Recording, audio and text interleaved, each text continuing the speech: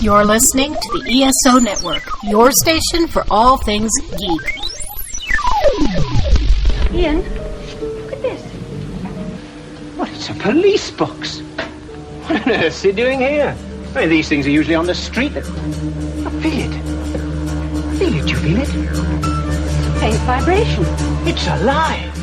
Earth Station Who, a fun mashup exploring over 60 years of the Doctor Who universe. Hold on tight. You never know where the crew of the TARDIS is going next. Hey there, Whovians, and welcome to another episode of Earth Station Who. That's right, folks. We are back, and we've got a great one for us tonight.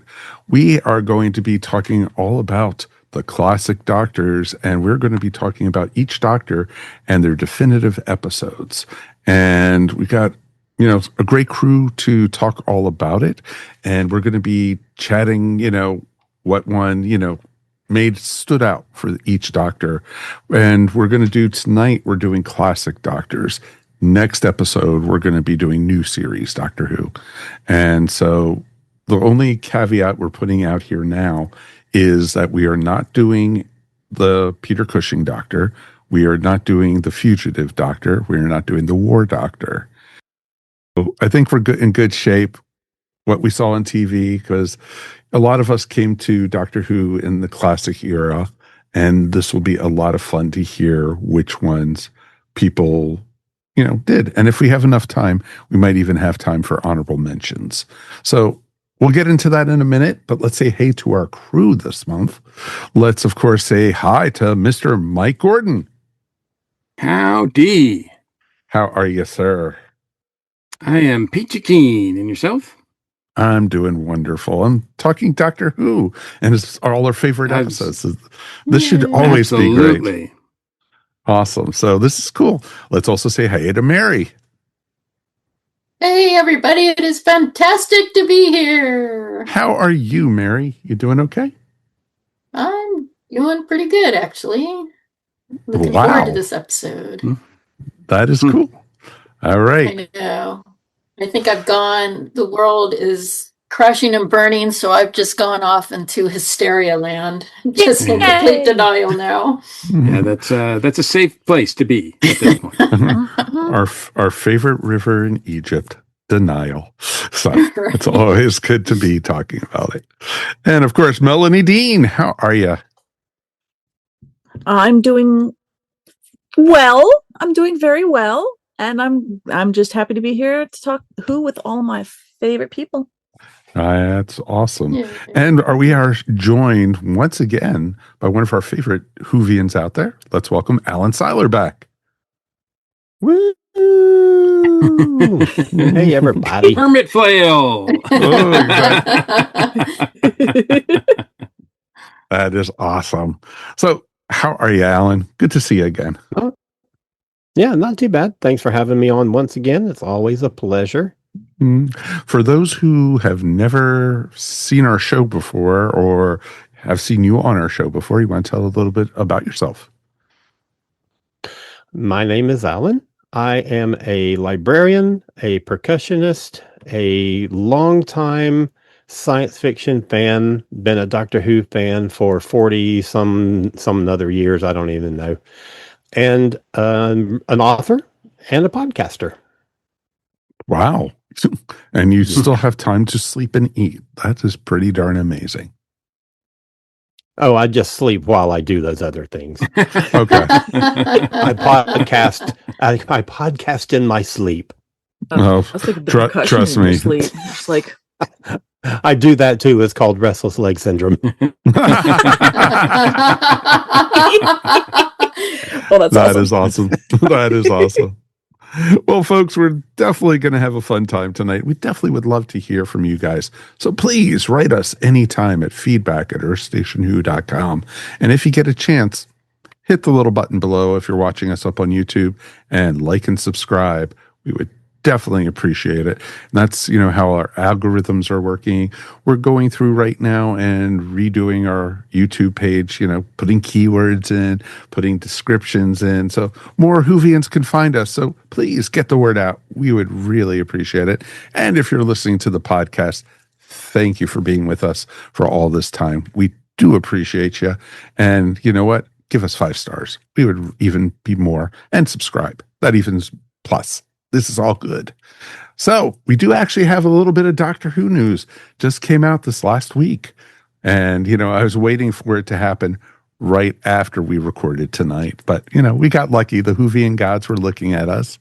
And we actually found out that here in the U.S., AMC Plus is the new home for Doctor Who. So, and this is going everywhere from the 9th Doctor all the way to the end of the Jodie Whittaker era. So Doctor 13. So we are getting everything. And that includes the specials. I haven't heard if we're getting Torchwood and Sarah Jane Adventures and Class. But, because I know we had it when it was on HBO, but we didn't get it. I don't know what AMC Plus is picking up. But as of June 11th. Nothing's been said about those. No. So I would think not. Probably not. It would probably have it in because it would be all over the place if they did. But June 11th is the big day. And you will be able to watch, if you stream and have AMC Plus. And actually AMC Plus is running a special right now for $29 for a year. So that's not too bad. But then they'll hit you with the big one after a year, which Mary warned me about before we started recording. So, but yeah, definitely check it out. Just go to their homepage. I think they're going to be doing the special till the end of May. So definitely check it out. And, if you don't, they also have episodes of Better Call Saul and, Breaking Bad and Interview with a Vampire too. So that's pretty cool stuff. So definitely, check it out. The only reason I know all this is I was presuming and looking at it the other day. So it's worth it. So definitely, Who's back. And for, those who don't have hard media, or I know our friend Dave up in Canada actually was, griping. It's like, what about the rest of the world? What about us? We don't know anything yet. Sorry. So VPN is your friend. Exactly. I know. Yeah, this announcement in my mind, and I try to see the positive in everything, although that's getting harder and harder these days. But first of all, this franchise is in a mess, and this is terrible news. This is terrible news, because what this tells me is that no major streamer is interested in Doctor Who. Not Netflix, not Amazon. Nobody's interested in Doctor Who. Because AMC Plus is America only, US only. It's not a huge streaming service as far as numbers. In fact, the thing that you mentioned, Mike, about Interview with a Vampire is one of their biggest shows right now, and that's getting more traction because the first season's on Netflix. So nobody's watching AMC Plus. I think this goes in with because AMC Plus or AMC owns BBC America. So I think this goes in with that sort of programming. But as far as, if we're waiting for any sort of forward movement on the franchise, one thing has been made clear now is that the Disney era, short as it was, is still going to be locked with Disney for X number of years. And so we've got 3 right now streaming services that have Doctor Who on them. And it's just crazy. It's a mess. And nobody seems interested in New Who. Because there's been no movement, no announcements about that. So I feel like this is not great news. And if there was New Who, if someone was going to do New Who, look at all the hurdles that they have to go through to consolidate the franchise if you want a one-stop shop. It's now gotten to the point where I think BBC is just looking to get any money they can out of it. And so they're licensing it to AMC Plus, probably for pennies on the dollar. We don't know. But look, AMC Plus, if anybody's thinking, oh, well, this means that they're going to do new episodes, Not necessarily. I mean, AMC Plus, unfortunately, is a very penny pinching streaming service, and they're not afraid to sort of milk something until it's undead, as they do with Walking Dead.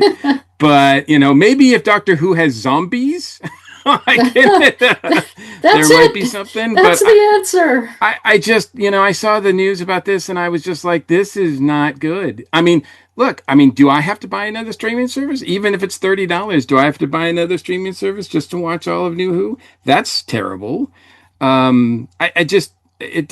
It's not a win-win for anybody here. I just don't. This is not great news as far as I'm concerned. I think this is another setback, and I don't know where this leads to a future. I don't feel good about the future of Doctor Who right now. And say what you will about RTD's new era, as far as his stories goes and everything, that's debatable. But I think what he's done is he's failed to make Doctor Who a viable franchise going forward, like he did, 20 the first time around. Yeah. No. Well, ideally, it is possible that, like they did with Disney Plus, a new global distribution deal could be established for new episodes going forward. Because when that Disney Plus deal happened, we did have Modern Who on whatever platform it was on, HBO Max or whatever it was. I don't even remember. So it doesn't preclude there being a distribution deal for a new series in the future. No, but there's no. We can have 4 streaming services. Yeah, exactly. we can like that. Just this property, like, it's been a few years now, and I just it feels like forever, and there's been no forward movement from anybody on this franchise, and I just don't. I just am worried about it. This is almost worse than the wilderness years, because then there was just like there was nothing, but you didn't think you were going to get anything. Now you're like, what is happening? and if I want Doctor Who, I have to go through all these different means to get it. It's just it's not ideal at all. Well, okay, but at the beginning of, if this is the beginning of a new wilderness years, then it is very like the very beginning of the first wilderness years in 1990, when everything was incredibly uncertain. And at least we do have access to Doctor Who through physical media and through 3 different streaming platforms, but we didn't have any of that. No. In 89 and 90 and 91. That and is true. So it's not as bad. I mean, I'm kind of feeling like AMC Plus is better than nothing. Is that your way of making lemonade out of this salad? Yeah. That still tastes pretty sour. Oh, did I forget to add sugar again? Oh, darn it. If you think about it, this has happened with Star Trek. This has happened with Star Wars. They've been here and gone, all over the place. Yep. I mean, it does not. They keep coming back. So I don't think that Doctor Who is necessarily dead. No, I don't think it is. I didn't say it was dead. It's just a mess.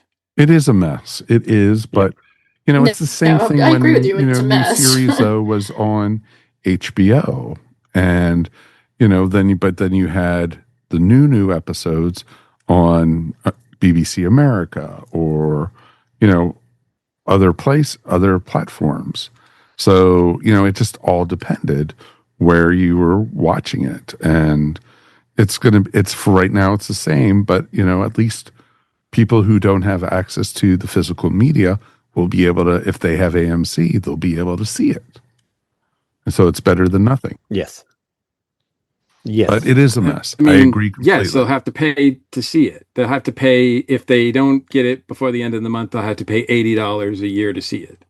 I mean, that's not what I call a win. Well, it's not going to be free. Well, you just pay monthly. Yeah. Well, and you don't have to get a whole year. If you buy a Blu-ray box set, it's going to be at least $50. Mm-hmm. So you may as well spend $80 and have access to all the seasons. True. From that era.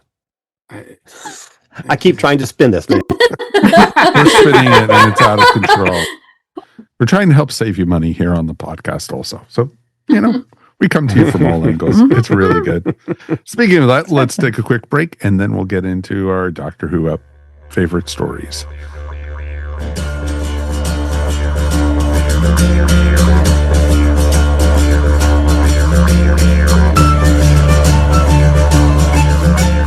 Riddle me this. What do you get when you cross the 60s Batman show with Drew and Mike's recaps and reviews? Holy Captain Obvious! That's easy! The Bat Chums Podcast. Riddle number 2. How do the Bat Chums get across the road? You don't have to be the world's greatest detective to know that. They're on YouTube and the ESO network. Just go to batchums.com for more info. And what's with all these ridiculous riddles? Don't worry. The worst are yet to come.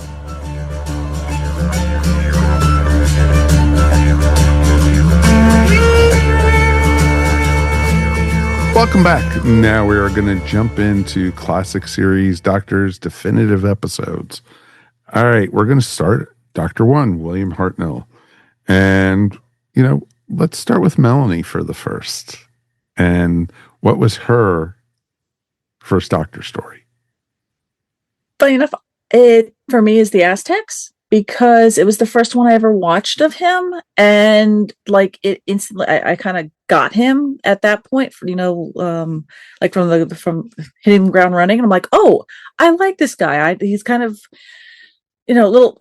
There was a lot more cheekiness in there, and there was a lot more camp, and I just felt it's a nice little, I don't know, it's just like my little happy place. So Aztecs for me, because it's a good story, and I'm trying to keep this very short and sweet because I know we've got everybody, a lot of Doctors to go. But Aztecs for me, love it. No, I totally understand. I remember when we reviewed that one, how positive it was, and it is good because it's still the original crew, and it is just, the costumes are beautiful, the scenery's wonderful, and you got to see the Doctor drink hot chocolate. and that's a marriage proposal. So exactly. I love the It was great. I thought it was awesome. That's a great Barbara story. Yes. It is Barbara's fantastic in that one. All right, Alan, what about yours?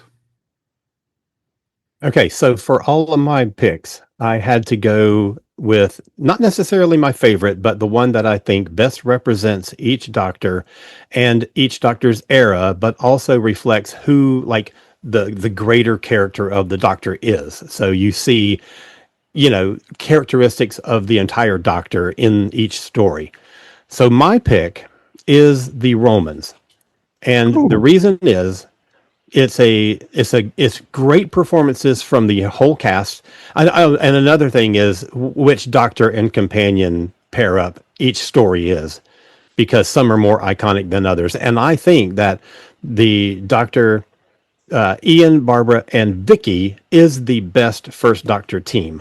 And they're all just great in this story.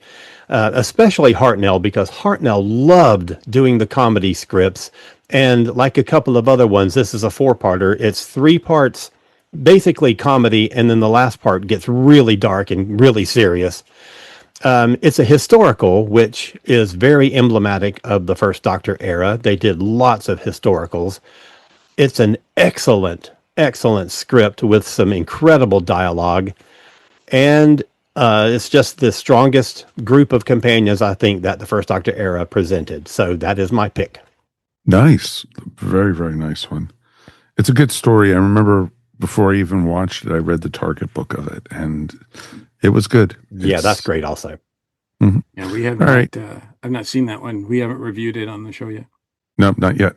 It's to come. All right, Mr. Gordon. Yeah, kind of like Alan. I was looking at this, not necessarily picking my favorites, but picking an episode that sort of defines each Doctor. Like if I was going to introduce someone new to these Doctors, which story do I feel like best represents the Doctor in this? And I have to go with An Earthly Child, because not only does it establish Hartnell as the Doctor, but it really establishes the Doctor, period. Like, I just think, like, there's so many elements in this that, we always talk about how Doctor Who's all about change, but really the premise and everything that we love about Doctor Who is right there from the beginning. I know that when I first, it took me a long time. It was a long time as a Doctor Who fan before I actually watched the very first story. And when I did, I was amazed at how accessible it was, how reminiscent it was of New Who, and how, it really sets the bar and sets the tone for the entire series. And I kind of feel like if you're introducing people to the Doctor, period, or if you're a Doctor Who fan at all, like, start at the beginning, and it really is like, it's set right there. And yes, it goes through changes. The Doctor himself goes through changes. Even the first Doctor, Hartnell, goes through some, and he has some better performances too later on. But as far as setting the tone and really just nailing who this character is, or the mystery behind this character, that's right there in the beginning. And he tried to bash his companion's head in with a rock. It was awesome. I mean, that sets the tone. I don't think we see another violent Doctor until Colin tries to strangle a companion. Well, do you blame Colin for that though? No. All right, Mary, what do you got? I also had the Aztecs. And the reason I have the Aztecs is because there's a defining moment that's kind of becomes a cornerstone for the whole series, where Barbara is declaring her intent to alter history, and the Doctor's like, oh, no. Yes. You can't rewrite history, not one line. Yes. And that, to me, is just basically the tagline for the rest of Doctor Who. And, and you're establishing the Doctor as a catalyst for change, but not necessarily a god. I mean, he's still taking free will into consideration, and the fact that people are going to make their own choices and he can't interfere with that, or else it's going to create bigger problems. And I think that's something the Doctor struggles with the entire series. And I appreciate that it is set up so early. I mean, this is only the 6th story of the first season, and we're already setting up a through line throughout, 60 odd years. And also it's funny because people complain about the romance in Doctor Who, and there's a romantic subplot. Oh yeah, that's right. Exactly. Right there, the first season, folks. It is, if you get a chance to see that, I think costume wise, I think this was supposed to be the second best costumes next to Marco Polo. But I know Marco Polo is not, we can't see it. We don't have currently. it. So Same hopefully writer, someday. So it'll be interesting to see. For me, I'm going to do the Daleks. It was, this set the pace. This is their first off-world adventure. This was meeting their first aliens. This was them meeting what's to be the Doctor's greatest enemies for 65 years almost. And it was everything I could have hoped for.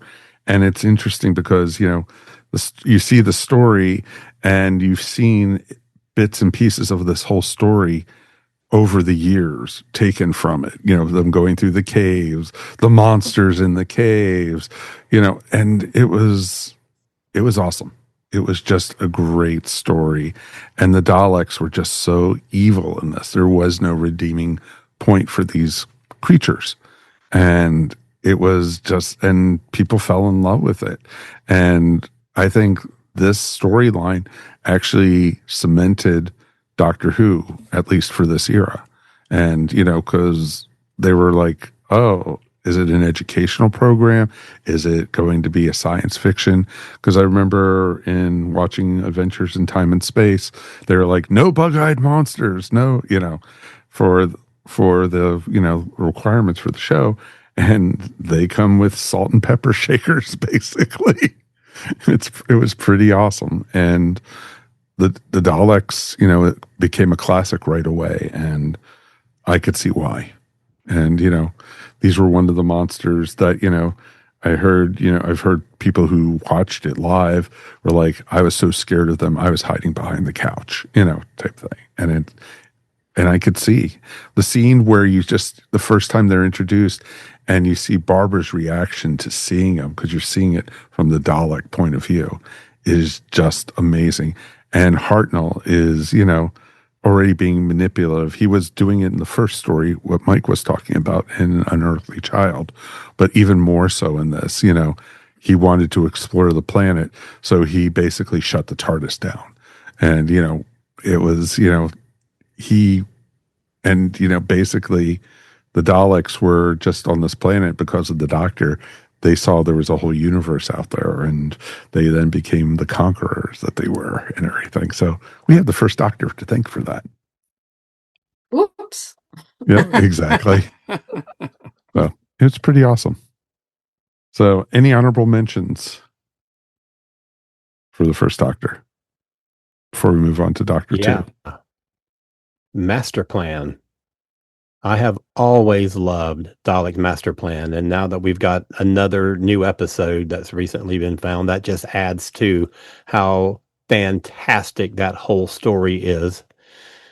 And the Savages from season 3. I think Savages is fantastic. Mm-hmm. Aztecs is also on my list, but it's been mentioned twice. So yes. Savages is my other honorable. Okay. Anybody else? Okay. Kind of like the gunfighters too. Thank you. I love the gunfighters. Actually, it's like the gunfighters. I'm sorry. I love it. But again, please note that going forward, everything is based on Melanie's revisionist history when it comes to scoring, and this is also meaning a heavily edited version, as we will see in my next one. Okay. That's what worries me. I like gunfighters. Okay. I had two honorable mentions. For me, I had the meddling monk as one. Wonderful, and that was the first villain other than the Daleks to make a second appearance in Doctor Who, because he did come back, and it was in Dalek's Master Plan. Another vote for Master Plan. But then I just loved his character, and finding out that they were supposed to be bringing him back for the 12th Doctor era, and played by Matt Berry, would have been amazing. And so I would have been just like, that would have been great. But then also the 10th planet introduced the Cybermen, and it also, created the regeneration, because Doctor Who, and that is a mainstay now. So it's pretty awesome. All right, let's jump on to the second Doctor now, and we'll start with Mary this time. Oh, my second Doctor one is Tomb of the Cybermen, which is actually my favorite episode of the second Doctor's era, not just to me his definitive episode. But what makes it definitive for me is when he's talking with Victoria. There's a scene between him and Victoria where he says, he tells her, I have no family. And he establishes that he's kind of this, the second Doctor especially is kind of he's known as the cosmic hobo. He's kind of he on the surface, he kind of seems like he's bumbling around when there's so much more going underneath. And this really establishes that. And I think what his definitive line is, there's no point in being grown up if you can't be childish sometimes. And I think that just encapsulates the whole second Doctor's era. Also, we get to see the Cybermets for the first time, which is fun, even though they're lame. And there's a great cliffhanger where the Cybermen are coming out of the tombs. And that, to me, is a really establishing through line for Doctor Who, because it's so much of what I remember about past episodes, of both classic and new, is these amazing cliffhangers. They were really good at that. No, so that's what it is for me. Great storyline. It is a great storyline. That was actually, for a while, that was my first choice. So good choice. Good pick, Mary. All right, Melanie. As I mentioned previously about maybe tightening it up a little bit, but I really like war games. All 10, 9, 10 episodes 10. long. It's like I'll be honest, as many times I've watched this and I might have dozed off or what have you, because a lot of these just tend to run long. But there's parts in every one of like the series that I really, really, really, really like.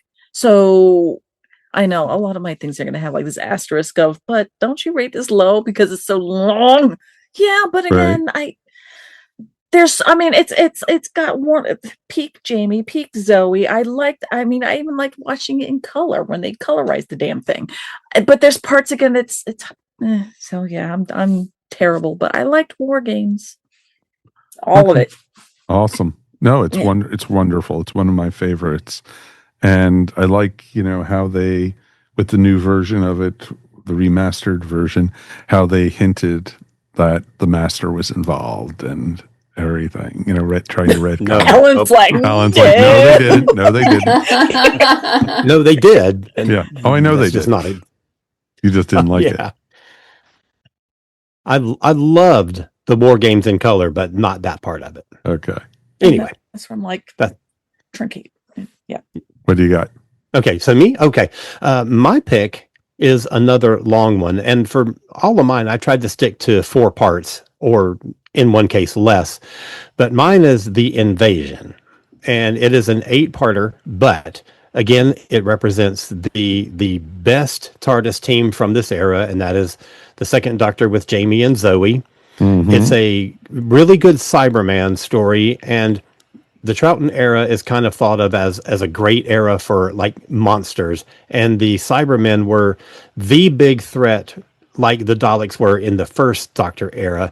So this is a pretty iconic Cyberman story. It also introduces Unit.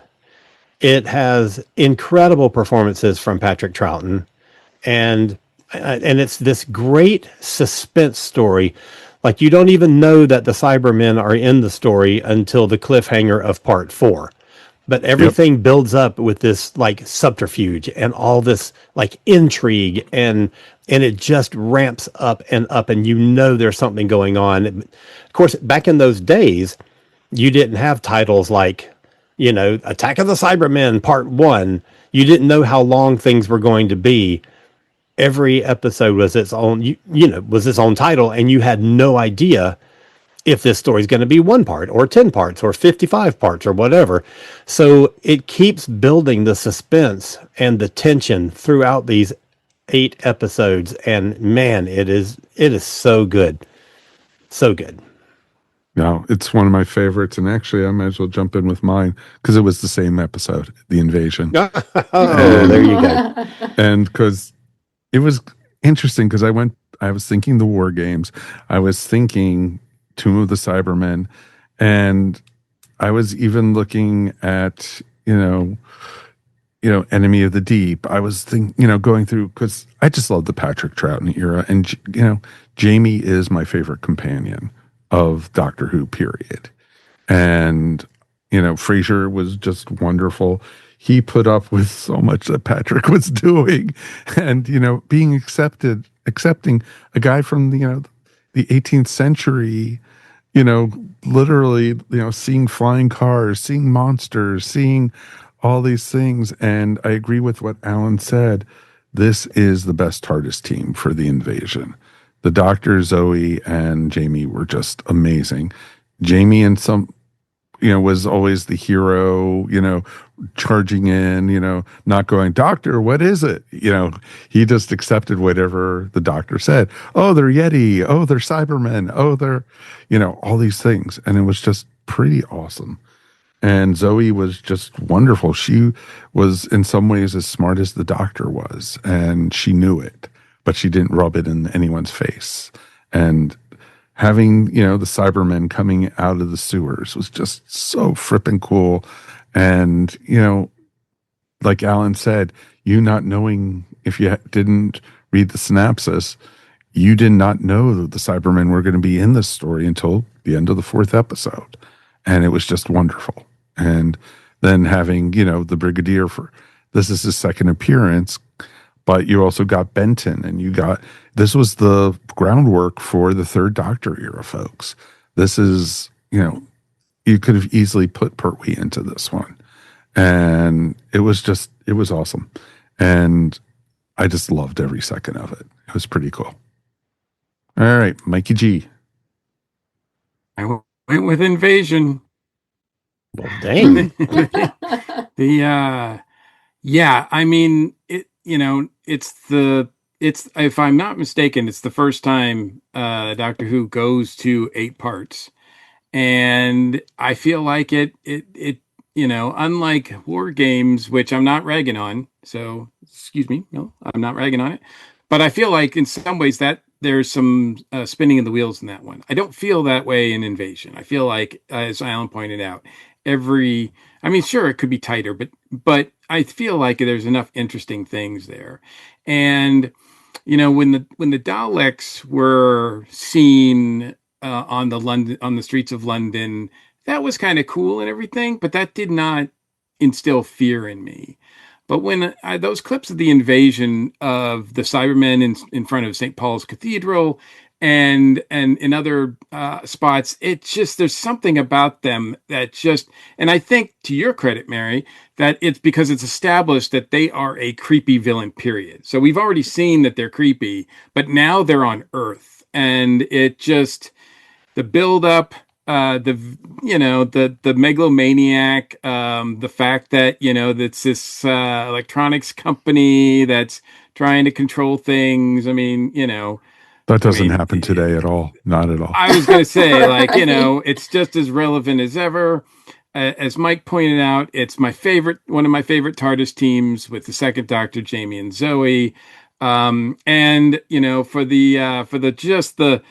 The creep factor, as if the Cybermen weren't creepy enough, that bonkers Cybermen in the sewers just really still creeps me out. I'm just that is just an image that I will never ever probably forget. It's just but I feel it's so well done. It's so well done, so I picked that one as well. So it's the first time Doctor Who goes really epic with a storyline, and I think it succeeds completely. Awesome. Let's go for some runners up. Anyone? Mr. Mike? Look, it was hard to pick because season 5 is so good. Yes. It starts with Tomb of Cybermen, you get Abominable Snowmen, Ice Warriors, Enemy of the World, Web of Fear, Fury from the Deep. Good. All of those could have been my pick. Yeah, all of those could have been. Yeah, same here. And so, is your honorable mention season 5? Yes, absolutely. Don't blame you. That's what I'm right there with you. Don't blame you a bit. So, maybe I just covered all our honorable mentions there, but man, that's as good of a season of Doctor Who as you'll ever get. No, agreed. Any other honorable mentions? I went with, this is an odd one. This is an odd duck, but the Crotons, mainly because it's the first Robert Holmes script, and that leads out to be very important later on. But also, I think for the second Doctor, Jamie and Zoe, it is the best dialogue. It's the best script. Maybe not the best story overall, but it is the best script that those 3 characters were given. Each one of those 3 characters is so clearly defined and each one of them gets their shining moment, their hero moment, and each one of them has the best dialogue that was ever written for those characters. So I love it. The aliens are kind of crap, but I love my TARDIS team in that one. Okay, totally understand that one. That's a great team on that. Mary, Mel, anything? No, Mikey G already said all of mine. Yeah, that's true. I was just gonna do the same thing. Just start naming season 5. I'm hoping someday that we'll be able to see Highlanders. I really would want to see them. Yeah, me too. God, I really wish. Yeah. That's one of my wishes on that. All right, let's go into the third Doctor, Jon Pertwee. All right, let's see who will go first this time. Let's start with Mike Gordon. I picked the demons. Oh, for good my one. For the third Doctor story. It is. I picked it because I think that this is my favorite, my personal favorite of the matchups between the Doctor and the Master during this time period.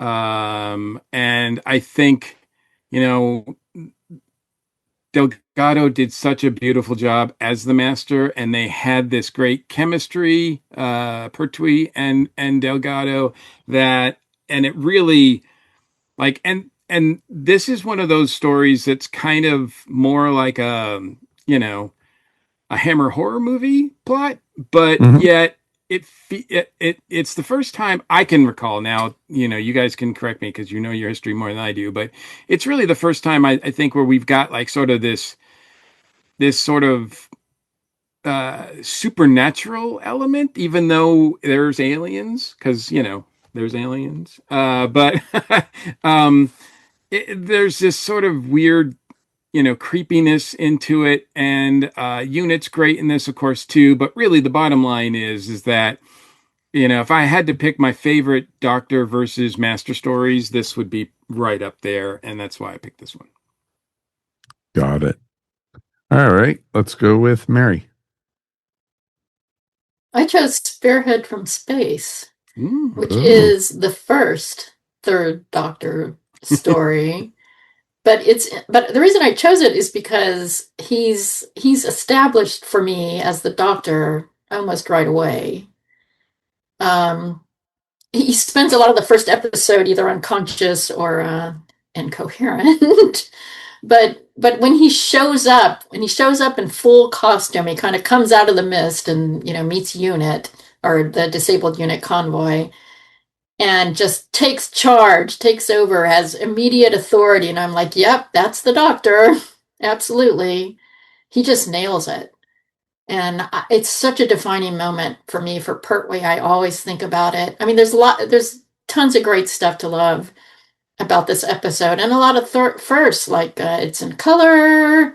You get, autons going around breaking shop windows. You get Liz Shaw. But also it's a defining moment because it sets kind of the tone of the Doctor working with Unit, the way the sort of inherent uncertainty and conflict where he has to work with the military. He's stranded on Earth. He's kind of forced into this, and it's a very interesting dynamic watching him deal with that and wade through with that. But he never loses his doctorishness. And it's interesting because at the time, I mean, this seems very dated to us now, but at the time, this was a much more modern Doctor than we had seen before. The way he's stranded on Earth, and the way he carries himself, and the way he's much more physically capable, more like an action movie figure. And I just find that fascinating. So that's why I chose it. Also, the first time we got the Doctor in color on top of it. Yep. So that's pretty awesome. All right, Melanie. Yeah. I have a lot of blind spots on the third Doctor. Funny enough, if I really think about it, the same thing with the second. So there's a lot I haven't seen. But yeah, I really, what I really like the, terror, like, of the Autons. I really liked, funny enough, seeing Katie Manning, Joe Grant it's weird how, for me, I've seen her or heard her more in Big Finish and all that kind of stuff, and then finally got to see early on. And I don't know, again, that I kind of just picked these because I thoroughly enjoyed them. And they kind of left a little bit of an impact with me, going, oh, this is refreshing. Oh, this is different. And then realizing, where these episodes were in place. So then, like, to Mary's point, you have now Pertwee being more, that action star, more brisker and more, vibrant and, more action hero-y. but yeah, and then really, this was the first time really getting to see, again, for me, was seeing Roger Delgado's Master. And I know that, this was, I think was this his first showing too? Yeah. Yeah. So it was like brand new for me also. Yeah, I mean, I just really liked this episode because I look back on it fondly, going, "Oh, this is neat, this is neat, this is neat," and then realizing after the fact, "Oh, crap, this was their first." I didn't realize that these were the characters were being introduced also for the first time. So yeah, no, I really like this one. It was refreshing, it was new, it was different, and I thought for the first, for this being his inaugural, series, season, whatnot. It was, he hit the ground running, and I just really, I watching this episode again, I know I've got a lot of blind spots on his, the Third Doctor. I really like this one. Cool. Very cool. Alan. Well, my pick is, like I said earlier, I went with the best Doctor and Companion pairing, and Pertwee was blessed with 3 very, very strong companions with Liz, Jo, and Sarah Jane. But Jo was there the longest, and Jo had this amazing character growth over her 3 seasons, and I think she is the iconic pairing with the Third Doctor. So my pick is the beginning of season 9, and that is Day of the Daleks. I hadn't picked a Dalek story before this, so I wanted to get a Dalek one in. For a show about time travel, Classic Who rarely used time as a story mechanic. And this is one of the first times that it ever does that. So there's this great time travel plot where the story takes place in 2 different time zones. It's a really strong unit story. You get Daleks, of course, and it's pretty fast-paced story.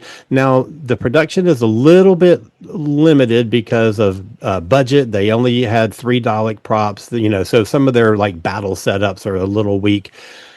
But I highly, highly, highly recommend, this may be cheating a little bit, but I highly recommend the 2008, I think it was, the special edition where they polished up the special effects and they filmed new battle scenes with people within Dalek shells. So they have a bigger Dalek force, they have more unit forces, they have more Ogrons.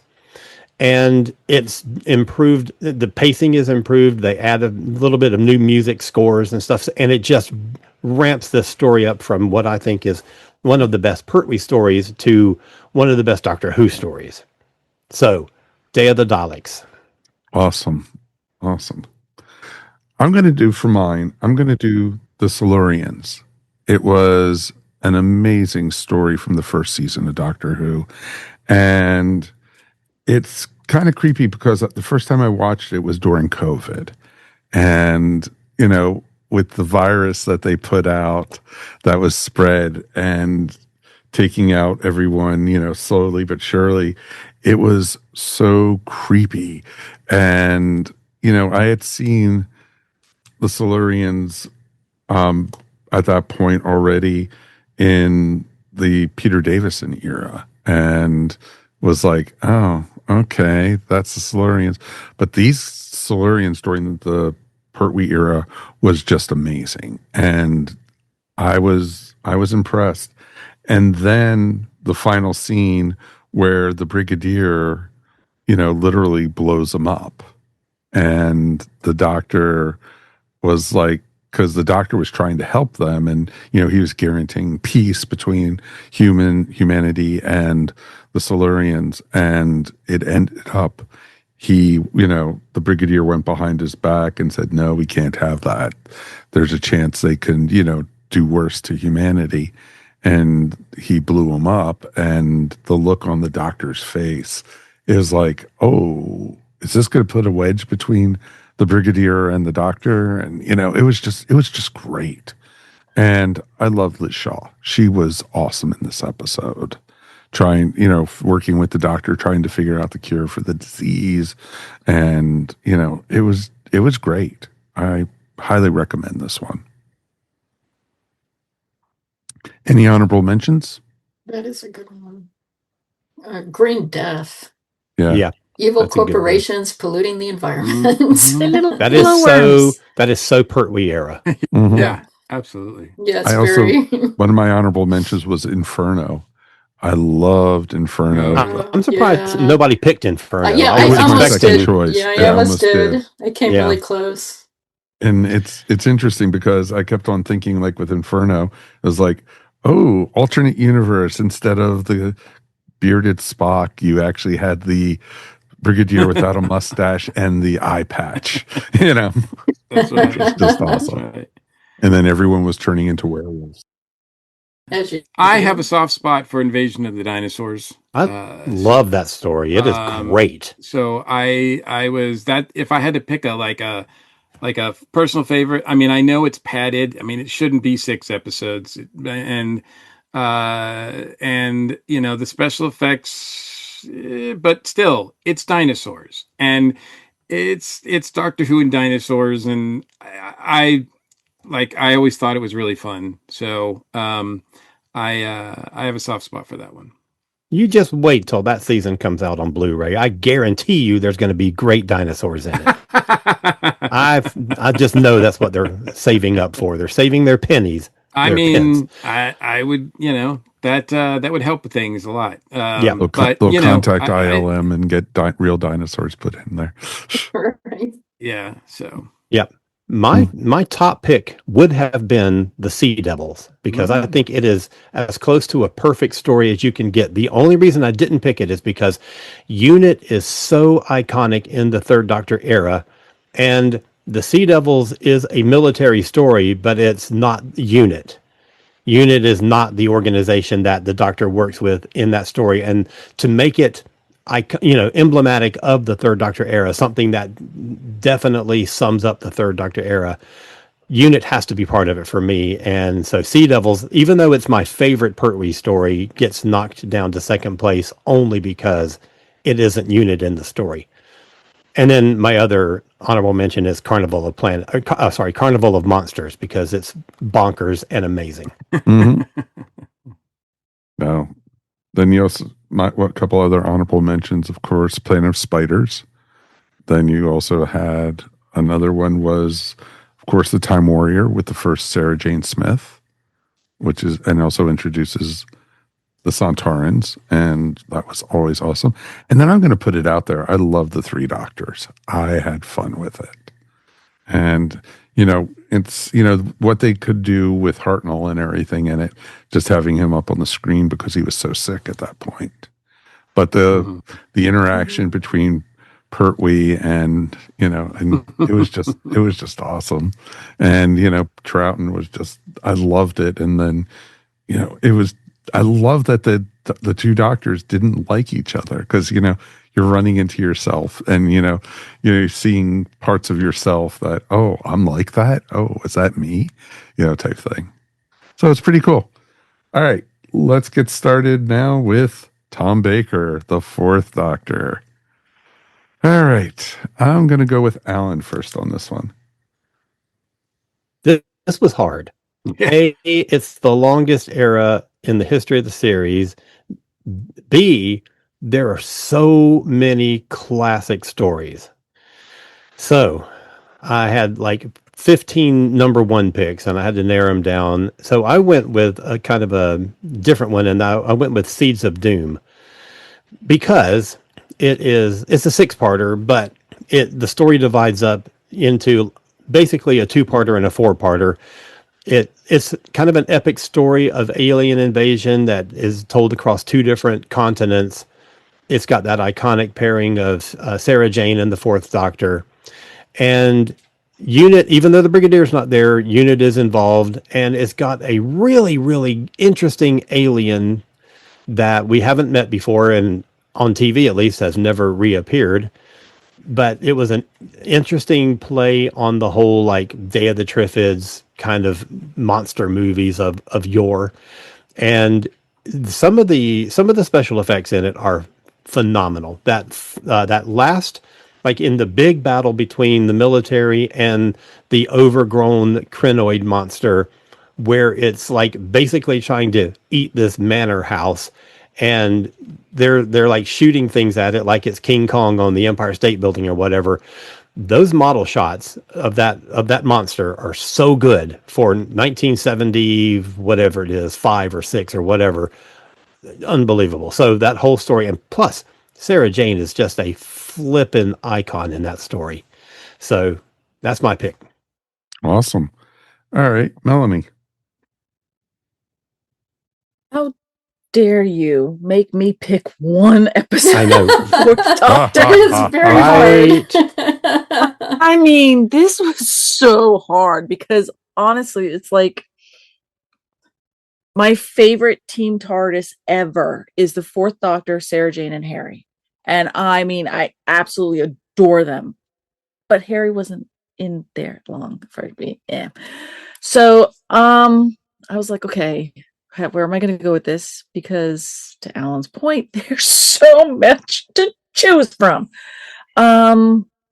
Okay, so that being said, I have a little list. I have to make sure I look at it so I know which one I picked. I picked City of Death because heist. I love heists. I am a fan of heists, and I'm a huge fan of Julian Glover. So I was like, it has him. So I'm like, ooh, and I love watching the Fourth Doctor and Layla Ward's Romana just interact. I even like surprised myself that I didn't pick something with my best team ever. But yeah, and they shot this in Paris, so that was kind of it was beautiful. They have other places that aren't just in that quarry or that one studio that they like to use. This is crazy. So yeah, it's beautiful. It's got some of the most like the lines in it are so like zingy. Like I wrote it down. Where did I write it? Oh yeah, it's just you're a beautiful woman, probably. What? Yeah, that was like a spit take for me. And Duggan asked Romana, "You know what I don't understand?" And she says, "Probably so." I mean, they were It is the best dialogue ever written in Doctor Who. And ever. Also, yeah, and I mean, it was so I know that Douglas Adams had a huge part, writing this one. Because I don't think he got the full credit on that one. I don't think. I think he did most of it, and then someone polished. I thought. Well, he and the producer wrote it together, but they weren't allowed to use their names on the script. So on screen, it's a different name. Right. Okay. So because I was trying to figure out why this was just such a tightly and just I love the hell out of this one. So yeah, City of Daleks. And like Day of the Daleks, one of my picks, it is a great timey-wimey story. Mm-hmm. It is so clever the way it's written. Oh, very much so. And you have plenty of Mona Lisas out there now. So you're right. That is awesome. And then you also had John Cleese in it. It was pretty awesome. Yeah. So. Yeah, I mean, this was like, it took me a while to figure out which one I really liked, and I'm like just sitting there on Tubi going through and like giving myself a refresher. I had to do that for all these episodes, but that one I went, wait a minute, oh no, I like this one. Oh, and as you can see, I'm getting louder and more vibrant on this one. So yes, that is cool. All right, Mike G. This was tough. There's so many. I don't think you can have a wrong pick in this one. I think everybody's choices, if they're not my pick, are going to be honorable mentions for sure. And I agree with every choice, but I have to go with Pyramids of Mars. Pyramids of Mars is, to me, as good as it gets. You've got the Fourth Doctor and Sarah Jane Smith. You've got this sort of hammer horror, gothic mummy-esque thing going on. You've got this powerful alien creature in Sutek, which is a formidable villain for the Doctor. One of the best cliffhangers RTD ever. Ruins it. What's that? Until RTD ruins him. No, we're not. No, we're not talking about that. We're not talking about that. and one of the best cliffhangers ever. The mummy robots are really badass, cool. Like everything just hits on this. Sarah Jane packing heat. Like there's just so many. Like it's just like this is so like it's got that wonderful like shot of the Doctor and Sarah Jane turning around the corner, seeing the robot, and then going right back around the corner. Like nope. Like it's just it nails it. There's not a wasted shot in this. It's solid all four parts, and it seems like I know this one is the like a popular choice for like the best ever, but you know I have to concede that they're not wrong because this one is so good. Nope, agreed.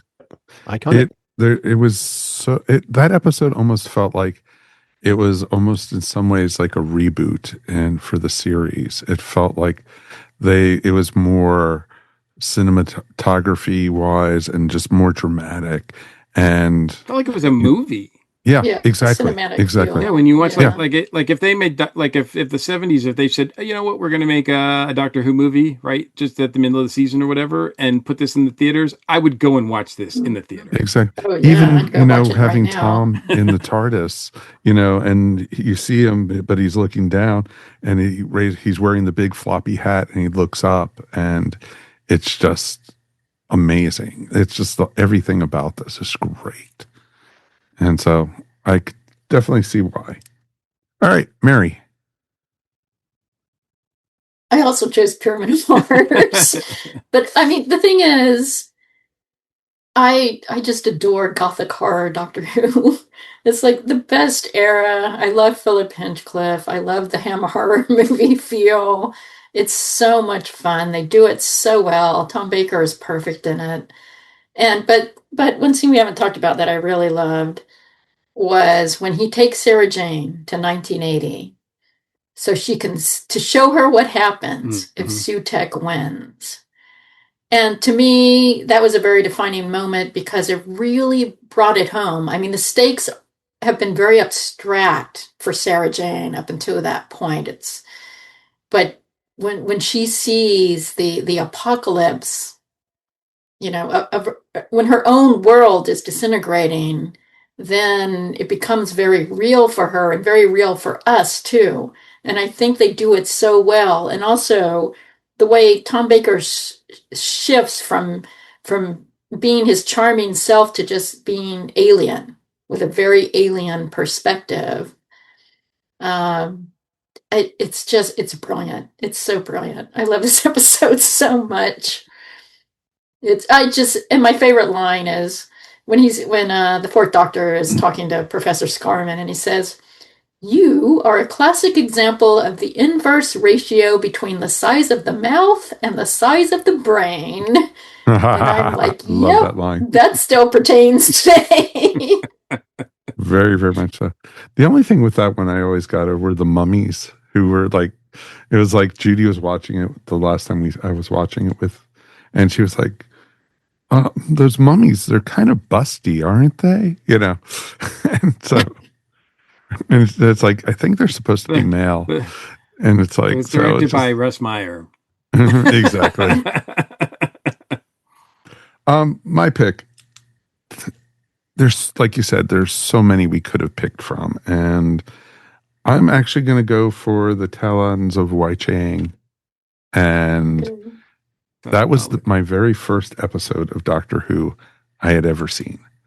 And to this day, it always puts a smile on my face. It is cheesy. It is Tom at his best. And it's such a racist episode, but it's so good. And there's so many issues with it. And it has Deep Roy in it. It has Leela in a dress, and it has Django and Lightfoot, and it's so good. And giant rats, in the sewers, and it's just Magnus Creel was an awesome villain.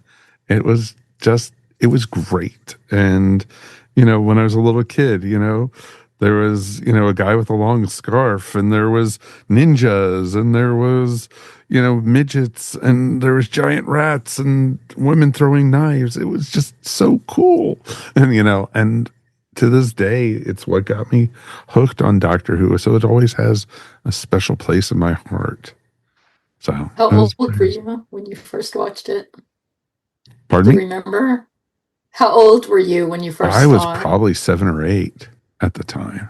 Oh yeah, that's perfect age. Exactly. And so it was just like, and after that, I didn't see Doctor Who probably for like 2 or 3 years, but it was so worth it to, when I found it again and watched it, and it was like nothing I had ever seen at the time. And so it was pretty cool.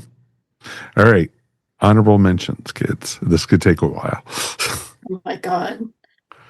All the ones that I had on my list got named already. Yeah, pretty almost all the ones. Maybe Curse of Fang Rock. Horror of Fang Rock. Yeah, that's a good one. I was also Loch Ness Monster. It was great. For me, Terror of the Zygons. Yes, Terror of the Zygons. That's a good one. Yeah. Yes. Yeah. Terror of the Zygons is solid. Zygons are that was almost excellent. That was almost my choice because that was the final traditional unit story for the series. So, and you also said Bye to Harry on that. The other one I was going to say was Genesis, but yeah, that's it could be Genesis to me. It could be Ark in Space. It could be Tarn Experiment. It could be Terror of the Zygons. It could be the Cybermen. So many. Basically, Tom's first 3 seasons. And if you want to go silly, I would even pick anything from the Key to Time season. Mm-hmm.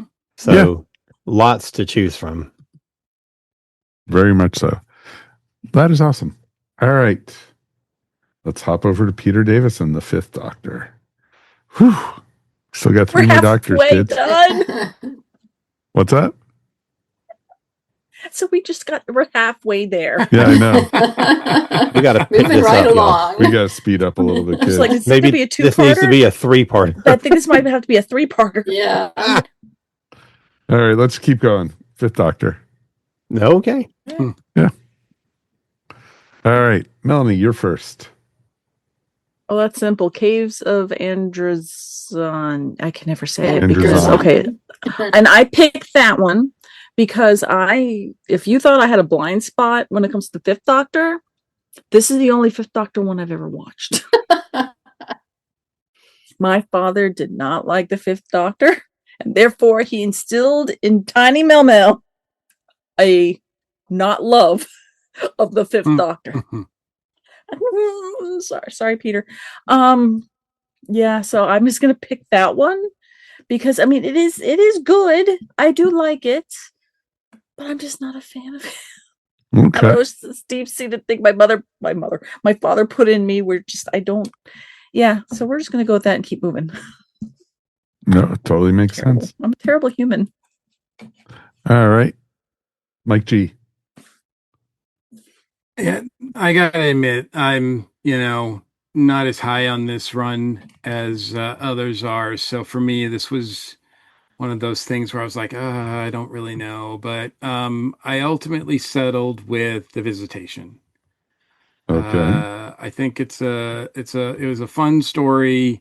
I do think that the Doctor and Adric's banter is a little rough in this, but apart from that, I think it's maybe is it the only historical one that I've picked so far?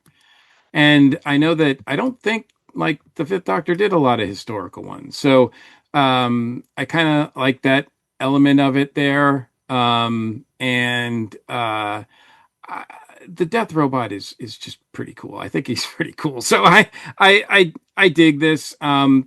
Peter has some good moments in it though, outside of his banter with Adric, but I like it overall, and that's the one I ended up with.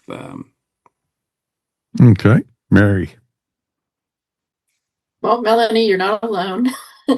I also picked Caves of Androzani. And I was thinking, as I picked it, I thought, well, it really says something about my view of the 5th Doctor that I picked his final story to be his defining episode. Oh, I'm terrible. I know. But it really does kind of encapsulate his doctor, because he's the way he sacrifices himself for Perry. I mean, first of all, he goes through all this crap. And I'm like, okay, I can't hate you. You're Right. she's gonna get poisoned, so okay. Yeah, he's poisoned, and he does not hesitate when he finds the antidote, and there's only enough for one. He does not hesitate. It goes to Perry. And that is, I mean, kind of quiet courage and self-sacrifice is the way I would say is the theme of the Fifth Doctor. Unfortunately, the writing really let him down. But you know, that end sacrifice really gives a lot of emotional weight to what has basically been a pretty cynical, grim run of a doctor. And Peter handles it really well. I mean, it's very tragic, and it feels very tragic. He does not tip over into melodrama. It's a simple act of decency. And I think that says a lot about what the Fifth Doctor was trying to portray. And so that, to me, is why it's a defining episode. Yep, totally makes sense. One thing I didn't mention is that, I mean, as a fan of the Phantom of the Opera, I really liked those little tones in that too. So I'm like, oh, I like this. I'm so sorry. That's okay, Alan. I'm bad. All right. Well, unlike all you people, I love the Fifth Doctor, and I love the 80s era of Doctor Who. I mean, I love the 60s and the 70s too, but I love the 80s. So I went with one that comes from what I think is the kind of the ideal TARDIS team, the Fifth Doctor, Tegan and Turlough. It's a story that has a really interesting concept, a very moody setting, and it's The Awakening, and it's from their third season. And it's a two-parter, and the two-parters, we'd had a couple of those before in the 60s and the early 70s, but in the Davison era, we get a two-parter every season. So it's really built into the DNA of the Fifth Doctor era. So it's very identifiable with Davison. They haven't done really a lot of historicals in recent years. They started to get back to that in Davison's first era with Black Orchid, which is another two-parter, and The Visitation, which Mikey mentioned. But this one is kind of an interesting twist on it being a historical, because it's in modern day. It takes place in 1984, but it's set in a historical recreation. And so it's got all the period pieces of it, but it takes place in modern day. So it's an interesting spin on how you view historicals.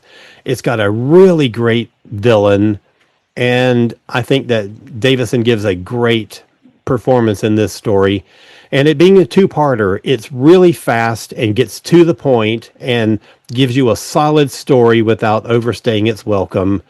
And I feel like it's got not quite City of Death level, but it's great dialogue. It is so well written, and I absolutely love it. Oh, awesome. It is a great story. We actually just reviewed that one not that long ago on the show. It was so. All right, for me, I'm going to do Earthshock. And for many reasons. And what was the defining moment in that? The death of Adric, of course. Yes, Adric died in that one. And, it was not a sad moment for me, but I was sad, to, see the reason he died was because, back trying to save Earth, and in the era of the dinosaurs, it ended up being that he was the asteroid that destroyed the dinosaurs. So I thought that was kind of fun. But I did like it because it was a throwback also, because you didn't know this was a Cyberman story. Because, it was one of those where they, Earthshock, there's, something strange going on a spaceship, blah, blah, blah. Didn't let you know that it was the Cybermen, doing it. And I loved when they came out of the containers, kind of a la Tomb of the Cybermen. And I liked what they were trying to go for. And it was the first time we actually had a companion die since the first Doctor's era. So it was, and it couldn't happen to a better companion. So it's, all good there. So, and I'm sure Matthew Waterhouse is a wonderful person, but I just did not like the character of Adric. So, and we've joked about it on the podcast many times. Now that the Doctor can materialize his TARDIS around somebody, and such, but, he didn't do that with Adric. Nope. No, fixed point in time. You can't change that. Saving Adric. Exactly. There was just no saving him. And I know in Big Finish, they've brought him back multiple times. So, it's interesting to see. And, I give it, worth checking out. Any honorable mentions? Okay. That was a wave of enthusiasm. Alan can go. I've got three. Okay. One's a two-parter because two linked stories from Davison's first and second season, Kinda and Snake Dance, kind of form one big story, and I think they're amazing. Actually, Enlightenment, yeah. Enlightenment, which is incredible, and then Modern Undead, another timey-wimey story. Oh, I loved how they brought the Brigadier back in that one. It was, and you had the Brigadier from two different eras, which was pretty awesome. There were good parts in it, yeah. Yeah, and that was pretty awesome. That one was on my list, and there was some really silly stories, but I also liked the Dalek story in that era. It was really awesome, and and then that's when pretty dark. It was very dark, and you actually had Tegan finally say enough's enough. I can't do this anymore. And really too much. Blame her. No, exactly. All right, this is going to be a fun one. The Sixth Doctor era. All right, this is going to be like pulling teeth, folks. So I'll be curious to see. Alan has no problem. That's right. Yeah. All right, Alan, you're going to go first then. Okay, sure. My pick is The Mysterious Planet, the first story from Colin's second season, which is got the overall storyline of the trial of a Time Lord. I think, well, first of all, in his first season, they leaned into this Doctor's bitchiness and alienness, and there was it kind of produced a troubled relationship between he and his companion, Perry. And I think that gets repaired a great deal in this story. They have a really wonderful relationship in this. I think that people may complain about the overall trial storyline that's kind of pieced throughout this whole season. But if you take that away, the basic story of Mysterious Planet is a solid, very classic Robert Holmes story that I think you could have plopped down in any era and it would have been just as great. I think it is absolutely Colin's best performance on the series. I think he just is elevated in this story so much. And part of that is because in the final episode, the 4 parts, there is this great moral showdown between the Sixth Doctor and a big robot about the meaning of life and the importance of morality and what it means to be human. And it is so great. It is so well written and so well acted. And all that sums up to make this my favorite. It is my favorite Colin Baker story, but I also think it's the most emblematic of his era. Okay, got it. All right, let's go with Mary. I chose Vengeance on Varos, which may be the only Sixth Doctor story I like, other than Big Finish. And it's the third story of his era.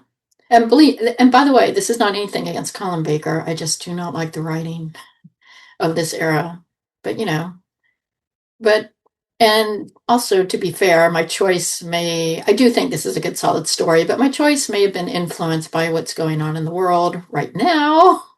Bingo. But it's basically government torture and death are treated as interactive programming. Yep. And the citizens have become conditioned to the violence.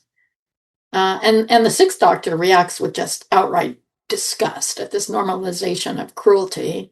And I liked seeing his moral outrage revealed. And Colin Baker does it well, because he's been very abrasive and, frankly, for me, extremely annoying up until this point. I mean, it is only the third story. But the way he reacts kind of turns the story from standard sci-fi into social commentary. And this is an example of a story that I think may be more relevant today than it was back in 1985. I mean, it really holds its own. And so, and also it kind of defines the Sixth Doctor era as his Doctor is more about confrontation, in contrast to the Fifth Doctor, whose theme was more about sacrifice and kind of quiet courage. And I do actually appreciate that about the Sixth Doctor, seeing that contrast. Well, it's interesting because that was my pick also, because I agree completely about the politics and about, the planet, but it was also, I love the character of Syl. Syl was just awesome. Mm-hmm. And he made that episode, and to me, it is the best episode of Colin Baker's era. And it's been years since I've seen any of the Trial of the Time Lord, because we're holding off till that's going to be our final story when we decide to quit the podcast. Or sign off, yeah. When we decide to finally sign 90. Off. And we'll all be old and gray. Well, never mind. Couldn't go out with a better story. Well, we'll definitely have to have Alan on when we do that. I hope so, because somebody's got to stick up for this guy. Now, and it's interesting because I've always said Colin's Doctor was a disaster on TV, but I loved what they did for him on Big Finish. I think they completely redeemed him. And, I enjoyed it. I loved it. Sorry, Alan, but it was, his Big Finish stories are amazing. We've reviewed a few of them and we'll be doing so again in the future. So definitely look for it. And I definitely also, if you ever get a chance to meet Colin Baker, one of the most amazing people you'll ever meet. So it's pretty awesome. All right, let's go with Mikey G. Well, you mentioned Big Finish, and in your show notes, you said that, and we can use either Big Finish or whatnot, other stories with these doctors. So since I, don't really care for this era as well, but I was very surprised to recently read the comic Age of Chaos, Doctor Who Age of Chaos, that Colin Baker wrote or co-wrote, which basically is a follow-up to, it takes place after Trial of the Time Lord, and some of the events of what happens in that. And even though I haven't seen that, I still was able to enjoy this story a lot. And the fact that I really appreciated his Doctor in this, the way that his Doctor handles situations, the way that his Doctor does everything. And that's no small part because Colin's writing it. Like Colin, I love the fact that Colin, even though he's, maybe it wasn't successful, maybe there were things that happened off screen, et cetera, whatever. But I love the fact that he still took ownership enough and cared about this character enough to write a story with him, with that Doctor.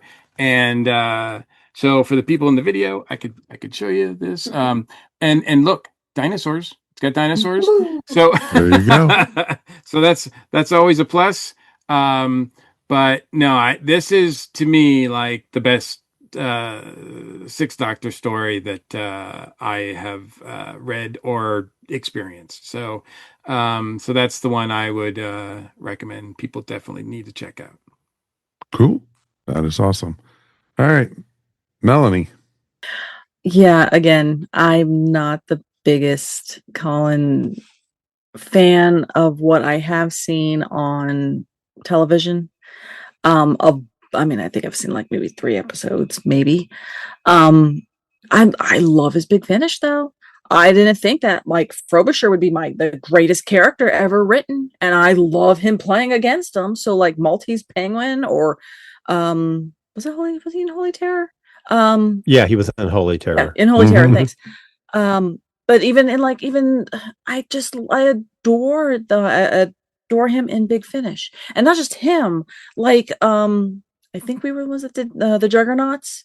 I can't remember. I remember listening to the Juggernauts, and that had Mel in it, and Bonnie got to be a smart computer scientist, which I'm like, that's what she was supposed to be. So that's like one of my favorite Big Finish stories. Funny enough, is that one. But yeah, I'm just to just be a terrible human being and then move on right after this for live action TV. Let's just say a Twin Dilemma where he just chokes out Perry. Moving on. Wow. I don't know. I don't know. Any was that moment of going? Any honorable mentions? Just all the Big Finish. Yeah, he's all the so Big Finish good at Big folks. Finish. Yeah. I would say Mark the Ronnie from his first season, I think is really, really good. It introduces the Ronnie.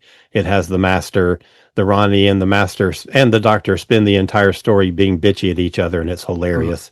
And it's a really good semi-historical. And I love Attack of the Cybermen. If you get rid of Twin Dilemma, Attack of the Cybermen makes a really great first Sixth Doctor story. Okay. Because I have not seen either one of those, honestly. So right. There you go. Recommendations. There you go. There you go. All right, let's jump into the Seventh Doctor. We're almost done, folks. We're almost there. So, all right, what do we got for the Seventh Doctor? Mike G, you got to go first. Well, it's not it's another popular choice, but I can't knock, I can't go against the grain here because the one that the big standout for me, for all of the Seven Doctors run is Remembrance of the Daleks. It's my first Dalek story and my only Dalek story that I'm picking in this time, but this one is really good. The chemistry between the Seventh Doctor and Ace is just on fire. There's the iconic scenes of Ace beating a Dalek with a baseball bat. There's just is this the one where they go upstairs? Like they find that we can go upstairs, right? They can fly or whatever, and it's like, oh my God, it's like, so it adds new elements to that, and then of course it ends with a very big moment for the Doctor, almost seemingly undoing something that Tom set out in one of his Dalek stories. So, it has all sorts of subtext about what was going on in the 60s and everything like that. I mean, every time I watch it, I sort of see something new in it. And I really appreciate it, and it's full of other great performances, the rest of the cast, and we go back to the Coho School, so I mean that's not I mean this was part of like an anniversary thing, right? So so I it's nice that they kind of do that as well. So I this one is the big standout for me. Nope. Okay, that sounds cool. It's a great story. And I love Ace with the baseball bat. That's where, you got that whole thing. It was just pretty darn awesome. All right, Mary. I went with Curse of Fenric. And this is the second to the last story. And this is not to indicate that it took me this long to warm up to the Seventh Doctor, because I actually really love the Seventh Doctor. It's to me, he had a good run, and I thought Sylvester was brilliant. So, but the defining moment in the Curse of Fenric, where the Seventh Doctor just appears to just cruelly destroy Ace's faith in him in order to defeat Fenric. I mean, he is subjecting her to like a devastating psychological attack. He's mocking her. He's belittling her intelligence, her loyalty, implying he only manipulated her for his own purposes. And it's shocking because the Seventh Doctor he usually hides his emotion behind, pretty iron control, and Ace genuinely trusts him, and so does the audience, and as it's really set you on edge watching this, because the audience becomes very unsure whether he truly means it. And Sylvester and Sophie just sell it.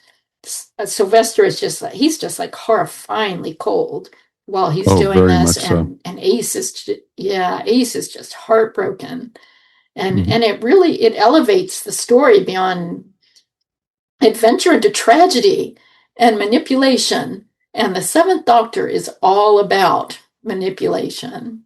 Oh, completely. And so, that to me, it just really it encapsulates who the Doctor is at that point, and what he is becoming. There's a scene where he's confronting Fenric, and he's saying, he says he's playing an impossibly long strategic game across centuries, and that is the Seventh Doctor right there. Yep, very true. Very true. Now, it felt like the Doctor was manipulating Ace pretty much from the first time he met her, from all the way through. He manipulates everyone from the first time he meets them. True. And, Andrew Cartmel, he had his whole plan, and, just wasn't able to see it through. So we'll talk about that another time, because we're running short on time, folks. All right, Melanie. Mine was also Remembrance of the Daleks. I remember finally being able to seeing the Daleks are now, they're actually they're levitating, they're actually going to go up the damn stairs. Cool. But the episode itself, this was right after the events of or was set right after the events of Unearthly Child. So that made me kind of go back and see it again so that I could kind of connect the dots. Because again, my classic Who isn't perfect. But no, it was, Mikey basically said everything that needs to be said. So I guess I can just shush. But no, the Ace with the baseball bat, the fact that the two of them worked really well together. I thought it was well paced. The music was really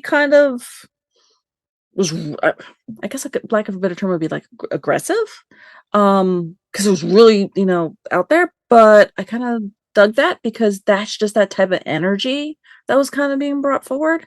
I really like this. For me, this is my favorite Seventh Doctor, especially with Ace. No, understand. It's a great story. And I love how they did tie it into the very first episode of Doctor Who. Mm-hmm. And, it's like nostalgia at its best. So, all right, Alan. Well, Remembrance was my top pick. Curse of Fenric was my second pick. So I will go with number 3, and that is Greatest Show in the Galaxy. And that was the final story. Be my second pick. Oh, look at that. That was the final story of the second season, which is the 25th anniversary season. And I love Doctor Who when it gets weird. And this is, you think, set on a circus. The first episode, they're coming to the circus and they meet all the weird characters, all the unusual, strange people that they're going to meet. The second and third episodes are set in the circus, where they find out that you have to perform for these unseen judges, and if you fail to entertain them, you're obliterated on the spot. And then the fourth episode gets epic with these ancient gods of Ragnarok, who are actually the ones that are behind the circus, and it is amazing and great special effects, really interesting characters. Great model work, great robot kind of work, and it's kind of a quiet, kind of a tightly. It's an epic, but on the small scale, if that makes any sense. That's what I'm trying to say. And it is so weird and great, and Doctor Who needs to do weird more often. No, agreed. Sometimes it takes, an episode like this to realize how fun Doctor Who can be again. Especially in this era, which is pretty cool. All right. Mine was Dragonfire, actually. I enjoyed that. All right. It introduced Ace and said bye-bye to, wonderful Mel. And, I thought in the series itself, Mel was got the short stick a bit because she came on at the end of Trial of a Time Lord and, all the politics behind the firing of Colin, and then coming on with Sylvester, Seventh Doctor. I liked her, but I didn't think she was a great fit with the Seventh Doctor. But I thought Ace was just spectacular. And I'm very happy to see, that they brought Bonnie back for the new series. And I think they've done her right in the new series. And I thought it was pretty awesome. I thought how they wrote her off, falling in love with the space pirate. It was just like, no, that's just a way to, I just hated how they did that all the time on the old series. And, but as, the toy maker said, but that's all right then, so it's, it was just interesting to see. But I loved it.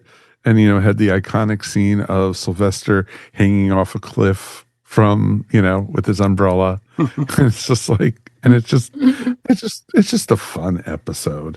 And, I think Dorothy / Ace was my second favorite companion. And thank you, Alan, for letting me interview her. And it was our first Doctor Who interview at Timegate back then. It was pretty awesome. So, any honorable mentions? Survival, the final story that was broadcast. That was interesting. The story that, with that the cat monologue. people. Mm-hmm.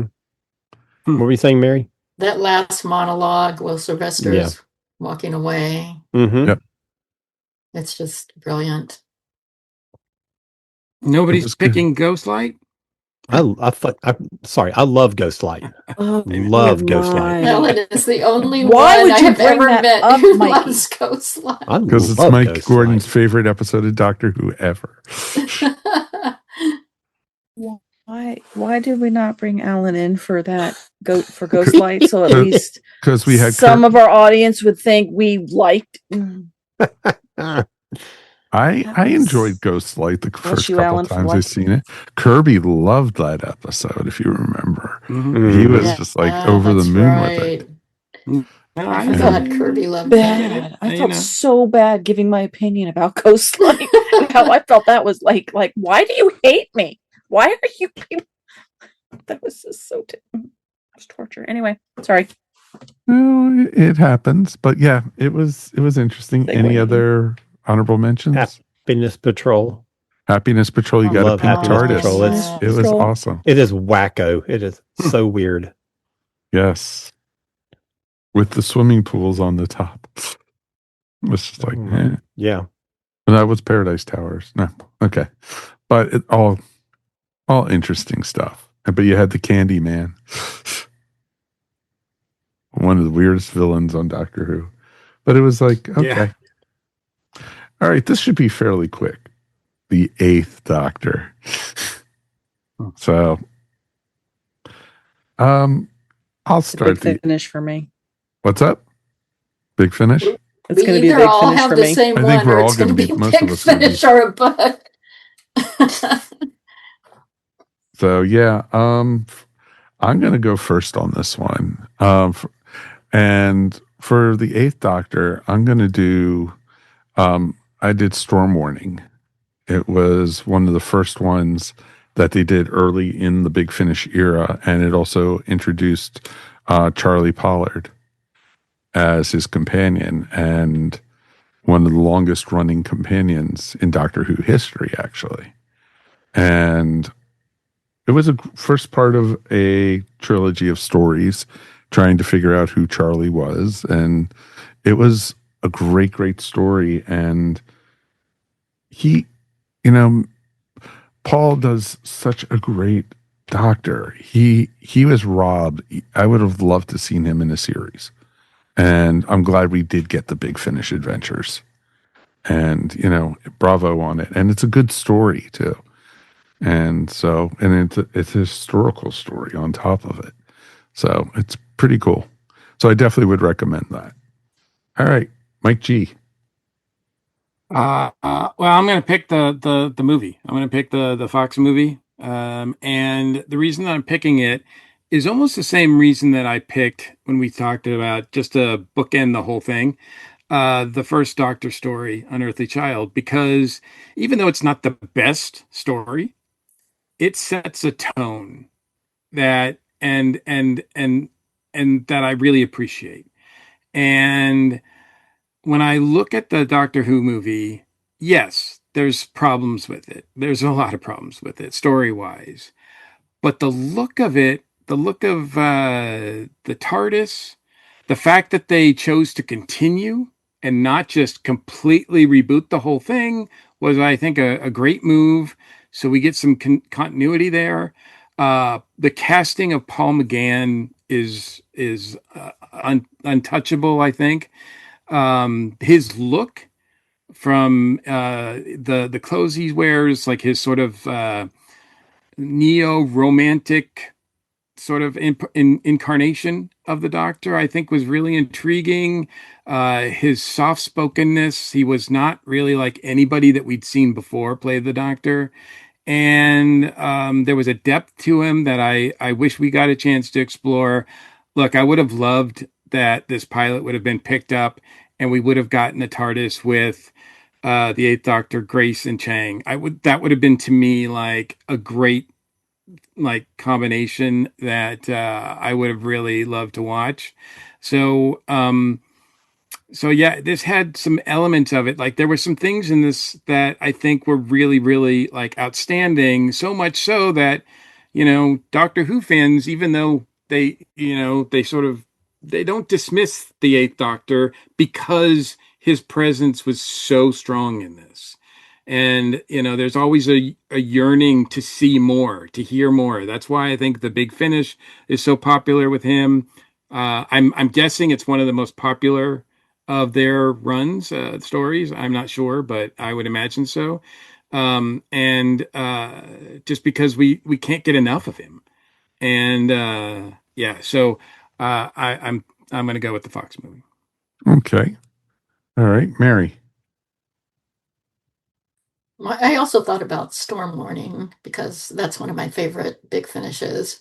But I went with a book, and it's called Crooked World.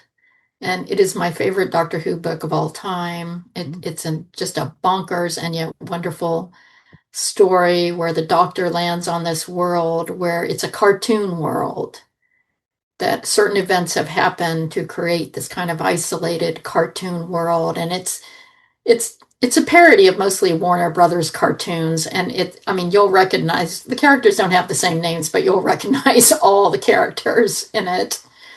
And it's how the world is being disturbed. Death and murder are introduced for the first time. Sex is introduced for the first time, and what happens into this world because of it. And the Doctor is wandering through it, not really getting what's going on. And at one point, he imagines a custard pie gun in order to rescue somebody, and it's just completely bonkers and absurd. And but a wonderful way to portray the Eighth Doctor in an entirely different universe from ours. And it's so well done. I highly recommend, if you're interested in any books, go check out Crooked World. It's so worth it. Nice. That is awesome. I was not familiar with that at all. It's a new one. I got to put that on my list. Cool. I'll have to check that one out. Sounds awesome. All right, Alan. The Eighth Doctor novels did some crazy stuff. They really did. Mine, I'm coming from Big Finish because in your show notes you said that we could pick Big Finish. Had I known that I could pick something else, I would have either picked Children of the Revolution or The Flood from the Doctor Who magazine Eighth Doctor comics, because those two stories are incredible. But my pick instead is going to be Chimes of Midnight, which is written by Rob Shearman, who's the one he wrote a Colin Baker story called Jubilee, which he then turned into the episode Dalek in the Christopher Eccleston series. Exactly. And he's an amazing writer. And he sets this story in an Edwardian mansion. It's on Christmas Eve, and it's incredibly dark. And it really plays into that British tradition of Christmas horror stories. And it is really, really beautifully written and acted.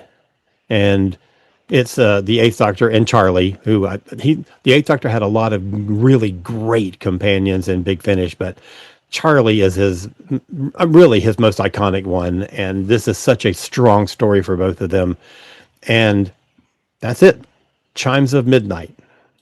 Nice. All right, Melanie, take us home. That is a great one. I love that one too. For me, my Big Finish would be the Stranded series. I really liked the first one. Again, you hear a certain voice chime in and you're like, ooh, we have the curator again, maybe. We're not sure. That always makes me, that always tickles my fancy whenever you hear Tom Baker. But really, I really like this one because Paul got to play a little bit cabin fever neurotic at first.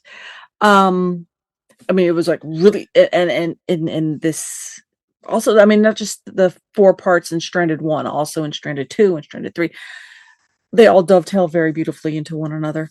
I liked the companions, Liv and Helen. They were really beautifully portrayed. One being a doctor from the far future, like alien kind of thing. One that was, I think she was like from the 60s, I think, from Earth. So there's a little bit of that. Okay, I kind of know where I'm at. So you have the 2 women who work really well together, trying to fit in on Baker Street in London, and trying to figure out, okay, that whole little, the doctor is stranded. The TARDIS isn't working. They can't leave. And meanwhile, he's being neurotic and weird and up in the attic somewhere, or where, I can't remember where it was in this series of flats. But it was really intriguing, and he decides to play detective for certain little things because, again, he's getting stir crazy. Very well played by the entire cast. Highly, highly, highly recommend it. But yeah, as everyone else has said, it's like, I really do truly, I'm the same thing as many other fans where I want more. I would love to see him live. And again, my own little wishful thinking is, Billy, you can go ahead and regenerate into the Eighth Doctor. We know that he refuses to wear those robes, since that's what Chibnall was showing off with everybody else saying. There's always one. All the other doctors were wearing robes, but he's like, no, there's always one that's different, and he's still wearing his Eighth Doctor kit. I'm like, go ahead, just yeah, you're going all weird, timey-wimey, split regenerationary anyway. We don't know where you're going. Maybe I can have a syrup? Can I have some Paul McGann, please? Okay, that's enough. Go pick up Stranded on Big Finish. I really, really enjoyed that one.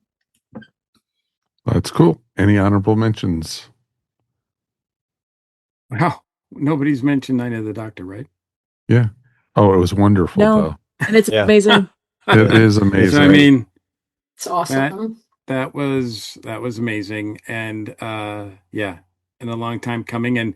And what an amazing, like the most amazing thing about it was a complete surprise out of nowhere. Like they really shocked us with that. And that was a great surprise. Probably one of the best surprises that they've ever done. It was wonderful, and I loved, I was watching it getting ready for work, and it was like 6:30 in the morning, and it started screaming. I was so excited. It was just like, you called for a doctor, but it might not be the one you were expecting. And it was just like, and Judy was like, are you okay? Are you okay? She climbed out of bed, and it was like, it's the Eighth Doctor. So it was awesome. It was awesome, folks. And thank you to Moffat for doing that. That was just amazing. And we've hit the end of the classic series, folks. We have made it. Thank you for those who have stuck with us. We do appreciate Lord, you. that was a marathon. I know. It was. We're gonna need at least a month to recover. Yes, I think so. Right. And so, guys, this is gonna be a long email, Peter. Take a drink. Like a 3-hour email. Well, sit back and relax. Peter has a long one on this one. It was all, interesting. And you know what? I will we'll play Peter's email next time because we've been here a long time, folks. And, next time, maybe just as long. I don't Well, hopefully there won't be as much news next time. Yeah, that's the thing. True. I'm hoping. That's true. So we'll see. It would be nice to have good news. It would be nice to have good news. You know what, folks? Thank you guys for joining us. We do appreciate you so very much. And it's always fun talking Doctor Who. And this was special because, I love, talking about people's favorite episodes or episodes that, made the Doctor for you. And it was a lot of fun. And we definitely would love to hear from you guys at home. So please write us feedback at earthstationwho.com. And if you get a chance, folks, leave us feedback. We would love it. We would appreciate it. And if you get a chance, like and subscribe. 4 stars, 5 stars. Or if you didn't like us, give us 5 stars for the master, that type of thing. It would be awesome. All right, let's thank our crew for being here tonight. Let's thank Melanie Dean. We do appreciate you as always. Anything you want to promote? Me about to go to bed. Yay! Starring Melanie. It is late. We went long on this one, folks. We know. Melee on Instagram. Awesome. Mary, thank you, as always. Oh, thank you. I had a great time. Anything you want to promote? You can find everything at maryogle.com. Excellent. And Mr. Mike Gordon, thank you, my friend. As always, it's my pleasure, especially for, at the top of the show, we were talking about how the franchise is just such a mess. But it was nice to talk about the history that we have with the Doctor, like this franchise, and remind ourselves why we care so much about it. Like, it's just, this was a nice sort of juxtaposition, a nice balance of all the mess that's going on with the franchise right now, that there is something really, really special about this franchise that, that will, no matter what happens in the future, we always have this. We always had Earth Station Who. Exactly. You want to promote anything, sir? Yeah, well, you can find me on all the, all the podcasts I'm a part of. Bat Chums, we moved to twice or once every 2 weeks instead of every week. So Drew just became a grandfather, so he's got other responsibilities. So we kind of changed our schedule there, but we're still coming out with the final season of Batman 60s episodes that we're reviewing. And you want to catch the Dragon Con report, especially the last episode, because we had a lot of fun. We actually had the sci-fi janitors themselves, Bob and Carl, appear on our show, and it was amazing. It was an amazingly fun time. It cool. Just made us all smile. Dream come true. So check out the newest episode of the Dragon Con report. That's available. You can watch it on YouTube. And I think it's still on the Facebook video. And of course, the audio will be released pretty soon as well. Excellent. And Alan, thank you so much for joining us as always. Yeah, thanks so much for letting me come on. Oh, it was a marathon, but it was fun. You want to promote your stuff, sir? Yes. Sure. CosmicCreative.com. KOZMIC Creative.com. Check out my 2 newest Doctor Who books, Time Flight, which is a 2-book set. The first volume is a kind of a history of Doctor Who. It hits all the highlights of not just the TV show, but the entire franchise. Volume 1 covers 1960 to 1989, and Volume 2 covers 1990 all the way up through the end of 2025. Excellent. And you are, of course, have a podcast over on the ESO Network. And Modern Musicology. Sure. Modern Musicology. Oh my gosh. Yes. We just did a show about an auction that's coming up. We had a guy from the auction house. It's 700 iconic items from throughout rock and roll history. Like, one of the things that they have in this auction is the guitar that Johnny Cash played at his Grand Ole Opry debut. Wow. In 1950, 56 or whatever it was. It is an incredible collection of stuff. And it was a fascinating discussion. And our next 2 episodes are going to be covering the music of the year 1986. Nice. Excellent. Excellent. For me, of course, there's the wonderful Tales from Hollywoodland, where we talk all things Hollywood. Our latest episode went live last week, and we were talking all about the life and times of Mel Brooks, from his early work, working with Sid Caesar, all the way to his success with Blazing Saddles and Young Frankenstein and all the other major films he's done. And, you know, at 99 years old, he's still going, folks. And I think they just got done filming Spaceballs 2. So it's pretty cool. So you could definitely check it out. Tales from Hollywoodland is available wherever fine podcasts are found. Until then, folks, please like and subscribe, as we like to say. But, you know, Doctor Who is in flux right now.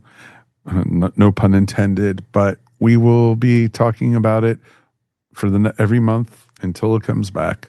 And then we'll be back even more. Until then, on behalf of myself, Mary, Melanie, Mike Gordon, and Alan Siler, thank you for listening, watching, wherever you are. Take it easy, folks. Be safe. It's crazy out there. We love you, and we will see you soon. Alan Z. Peace, folks. Bye. Bye. You have been listening to Earth Station Who, a pop culture podcast dedicated to all things Doctor Who, featuring talents from throughout space and time. All topics on the show are the sole opinions of the individuals and are to be used for entertainment value alone. You can subscribe to our show wherever fine podcasts are found, or check out our website, earthstationwho.com. Don't forget to check us out on Facebook or Instagram, and if you enjoyed the show, please write to us at feedback@earthstationwho.com. Thank you so much for listening, and we will see you on the next journey of Earth Station Who. This has been a broadcast of the ESO Network.